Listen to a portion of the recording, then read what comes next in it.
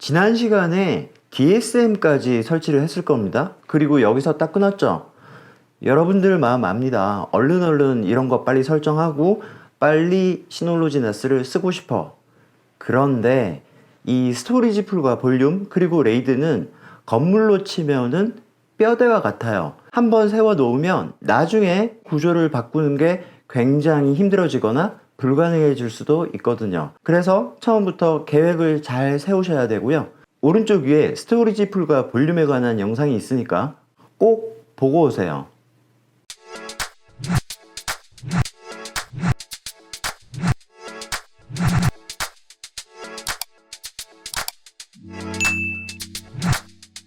안녕하세요, 베테우스입니다. 시놀로지 나스 초등학교 신나초등학교 시간이고요. 인트로에서 말씀드린 것처럼 스토리지와 볼륨을 보고 오셨다면 오른쪽 위에 레이드에 관한 영상도 보고 오세요. 레이드의 기본 원리를 설명하고 있고요. 시놀로지 나스에서는 기본적인 레이드 말고도 이렇게 두 가지의 방식을 더 제공을 하고 있습니다. SHR이라고 시놀로지 하이브리드 레이드라는 거고요. 그리고 3번은 Just Bunch of Disk라고 단순 디스크의 묶음 뭐 이런 방식들을 제공을 하고 있지요. 얘네들을 다 설명을 해보겠습니다. 이걸 미리 공부를 해야 중간에 바꾸는 일이 없어집니다. 중간에 바꾸기가 되게 힘들어요. 자, 하드가 한 장 있다고 생각을 해봅시다. 4테라짜리 한 장. 그 경우는 실제 사용하는 데 있어서는 기본 레이드나 베이직 레이드라고 하는데 SHR, JBOD 모두 똑같습니다. 사용 용량은 4테라 동일하고요. 데이터를 저장하는 방식도 모두 동일해요. 여러분들이 영원히 하드를 추가할 일이 없다. 그러면 뭐 아무거나 하셔도 상관이 없습니다. 그런데 그럴 리가 없잖아요. 이런 식으로 하드를 추가를 하거나 아니면 처음부터 하드를 2장을 꽂는 경우가 생길 겁니다. 이쪽에 있는 게 데이터입니다. 2테라짜리 데이터가 있다고 했을 때 얘를 1테라 이렇게 동일한 용량으로 쪼개요. 레이드 제로에서는 두 개의 하드 디스크에 이 쪼갠 거를 각각 배치를 합니다. 결론적으로 레이드 제로에서는 8테라까지 쓸 수 있는 거예요. 두 개 다 쓸 수 있는데 다만 저장 방식이 반반 나눠서 저장을 한다. 만약에 이 상태에서 데이터가 추가됐다. 그럼 똑같은 방식으로 그 데이터를 절반으로 쪼갠 다음 반은 이쪽에 반은 이쪽에 이런 식으로 저장을 하겠죠. 이게 레이드 제로고, 아래쪽으로 가서 JBOD를 보면 지금 2테라를 먼저 그냥 넣습니다. 첫 번째 하드. 그리고 데이터가 추가될 때 여기다 계속 추가를 하는 거예요. 4테라를 다 쓰면 이제 그 다음 디스크로 넘어가는 거죠. 그러니까 가용 하드 용량은 JBOD도 8테라가 되지만 데이터를 저장하는 방식이 달라지죠. 그렇기 때문에 레이드 제로에서는 읽기 쓰기 때 속도의 이점이 있죠. 왜냐하면 데이터를 반으로 나눠서 동시에 저장을 하니까.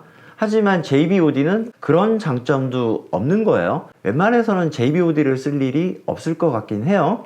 자, 여기 SHR이라고 있고 레이드 1이라고 있는데 두 개가 똑같다고 했죠. 그러니까 하드가 2장일 때는 SHR과 레이드 1이 똑같은 방식으로 작동을 하고요.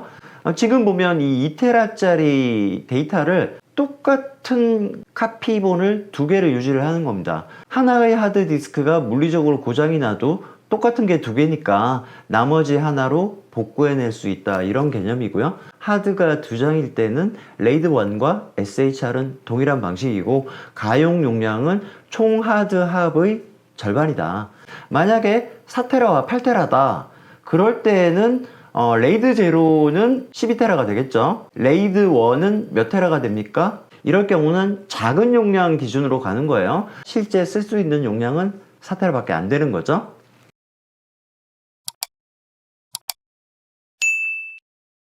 자, 이제 하드 디스크가 3개일 때, 하드가 2개일 때는 레이드 1과 SHR이 같았습니다. 하드가 3개일 때를 한번 알아봅시다. 자, 지금 보시는 거는 3개의 하드가 모두 용량이 같죠? 이 경우에 레이드 제로는 3개를 합치니까 12테라인 거고요. 레이드 1 같은 경우는 동일한 카피본이죠. 따라서 4테라일 거고, 레이드 5는 복구라는 개념이 들어가죠. 그래서 전체 하드 중에 하나는 복구 영역으로 쓴다. 물론 실제는 복구 영역이 3군데 다 분산되어 있긴 하지만 어쨌든 이렇게 용량이 같을 때는 레이드 5와 SHR이 동일한 방식으로 작용을 하게 되고 가용 하드 용량은 8테라가 됩니다. 문제는 이렇게 하드 용량이 다를 때예요. 지금 4테라, 6테라, 6테라 이렇게 용량이 달라졌을 때 레이드 5 같은 경우는 실사용 영역이 8테라가 되겠죠. SHR의 경우는 첫 번째, 우선 레이드 5로 이 세 개를 구성을 합니다. 그런데 레이드 5는 항상 제일 작은 의 기준이죠. 따라서 4테라, 4테라, 4테라 3개니까 8테라가 되겠죠. 이때 2테라, 2테라가 남겠죠. 그 남은 2테라를 다시 레이드 보드로 묶습니다. 그러면 2테라가 되는 거죠. 마지막으로 이 8테라와 이 2테라를 JBOD로 묶어줍니다. 결론적으로는 가용 용량이 10테라가 되는 거죠. 이게 SHR입니다. 내부적으로 뭐 어떻게 된다 이런 것까지 알 필요는 없는데 하드가 석장 이상일 때 그리고 용량이 다를 때 가장 많은 가용 용량을 확보해 줄 수 있다 이런 장점이 있겠네요. 그럼 SHR이 되게 좋은 거 아니야? 꼭 그렇진 않습니다. 하드가 여러 장일 때 레이드 5 같은 경우는 모두 동일하기 때문에 어떤 디스크가 고장이 나도 복구가 동일하게 됩니다. 그렇지만 SHR 같은 경우는 어떤 디스크는 100% 복구가 가능해. 하지만 어떤 디스크는 100% 복구가 불가능해. 뭐 이런 일이 발생을 하기도 해요. 그건 좀 복잡해서 굳이 다룰 필요는 없을 것 같고요. 이렇게 하드가 많아질 때 기본 레이드와 SHR이 서로 방향이 달라집니다.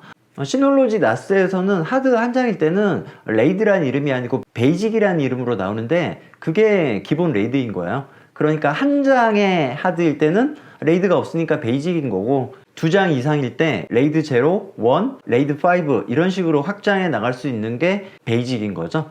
자, 그래서 결론적으로 여러분들이 처음에 나스를 세팅할 때 하드를 한 장만 꽂고 시작을 할 때 아무렇게나 하지 마시고 앞으로 확장할 걸 생각을 해서 레이드 유형을 베이직으로 할 건가 SHR로 할 건가 잘 쓸 일은 없겠지만 JBOD로 할 건가 결정을 하고 들어가야 돼요. 한번 정해 놓으면 바꾸는 게 불가능하진 않는데 데이터는 거의 날아간다고 봐야 돼요.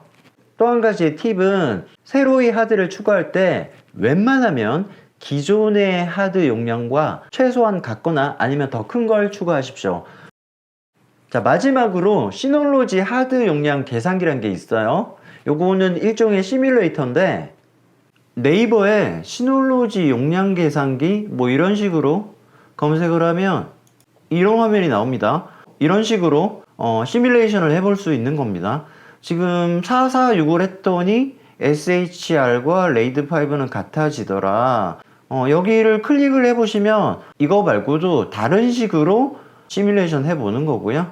여러분들이 실제로 장착을 하시기 전에 여기서 확인해 볼 수 있겠죠. 자, 오늘은 여기까지고요. 오늘 영상 도움되셨다면 좋아요와 구독 부탁드립니다. 감사합니다. 지금까지 베테우스였습니다.